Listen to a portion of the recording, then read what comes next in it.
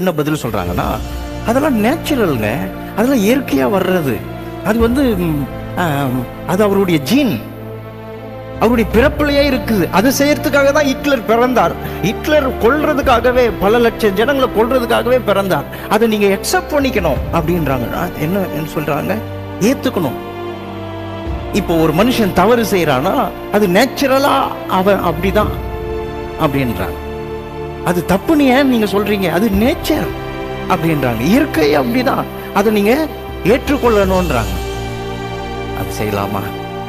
ஒரு மனசாட்சி இருந்தா கண்டிப்பா நம்ம அப்படி ஒத்துக்கலாமா?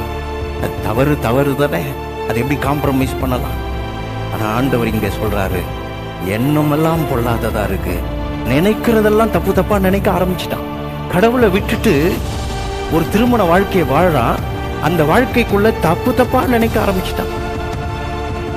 7வது வசனம், 6வது வசனம், கர்த்தர் தாம் பூமியிலே மனுஷனை உண்டாக்கினதற்காக மனஸ்தாபப்பட்டார். பிள்ளைய பெத்துட்டு பிள்ளை ஒரு மாதிரி கெட்டு போனா வருத்தம் வராதா? வருத்தப்பட ஆரம்பிச்சிட்டாங்க. ஐயோ ஏன் தான் உண்டாக்கணும்? நிறைய பெற்றோர் பிள்ளை இல்லைன்னு கவலைப்பட்ட பெற்றோர்லாம், பிள்ளை பெற்று வளர்த்த பிறகு கவலைப்படுற என்ன கவலை? ஏன் தான் பெத்தணும், இதுக்கு நான் பிள்ளைய பெத்துக்காமே இருந்திருக்கலாம் அப்படின்னு சொன்னவங்க எத்தனை பேர் இருக்கீங்க? சில பேர் சிரிக்க